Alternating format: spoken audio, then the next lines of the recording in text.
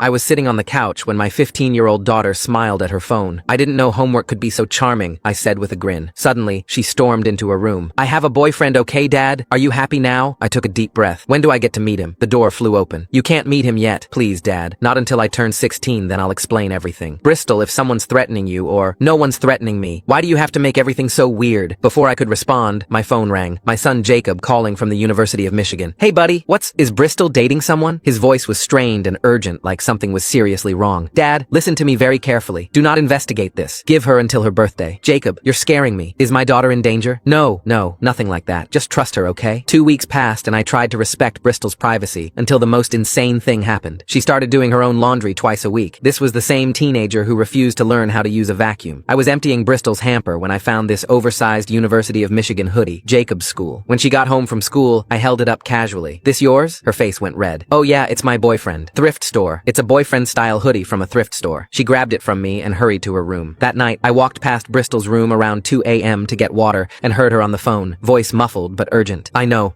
but I can't keep doing this. The lying is killing me. A pause. My dad will kill us when he finds out who you are. You know he will. The next morning, Bristol came down the next morning wearing a turtleneck in the summer. New fashion choice? I asked. Just trying something different. But when she reached for orange juice, the turtleneck shifted, and I saw her frantically adjust it to cover it. She saw me looking and practically ran back to her room. I decided to wait until Mother's Day to confront them. We always visited his mom's grave together. Sorry, Dad. I have a huge project due on Monday. It's Mother's Day, Jacob. I know. I'm sorry. An hour later, Bristol announced she couldn't come either because she was sleeping over at Ashley's. When I called Ashley's mom to confirm, she sounded confused but said yes, Bristol could come over. The pattern became undeniable after that. Every time Jacob mentioned coming home, Bristol had plans. Every time she wasn't home, he was too busy to call. That night, I confronted her gently. Before I could get a word out, she screamed, "Why can't you just trust me?" She stormed off. But the worst part was 2 days later. Bristol came home with her hair chopped short. Her beautiful long hair she'd been lathering with castor oil since middle school. My boyfriend likes it better this way, she said, running her fingers through it self-consciously. The college savings withdrawals were the final straw. $300 transferred to her checking account, and all the charges showed up near Jacob's campus. When I asked, she claimed it was for SAT prep, but couldn't look me in the eye. That's how I spent Mother's Day driving to Michigan. Jacob's apartment was off campus. I knocked, my heart pounding. Jacob opened the door, and his face went white. Dad, we need to talk about Bristol. That's when I heard her voice from inside. Is that the pizza? Standing behind him was Bristol in a slinky bathrobe, barely covering her body in messy makeup. We all stood there in silence. Dad, Jacob started. Remember, this is legal. Bristol isn't your biological daughter, Jacob said quietly. She's your wife's daughter. We're not related by blood. We're step-siblings. I stared at him in shock. Jacob, she's 15. You're a sophomore in college. We fell in love, Bristol said through tears. We couldn't fight it, plus I'm 16 soon. I stopped listening after that and swung my fist at my own son, knocking him to the ground. Full story on channel, link below.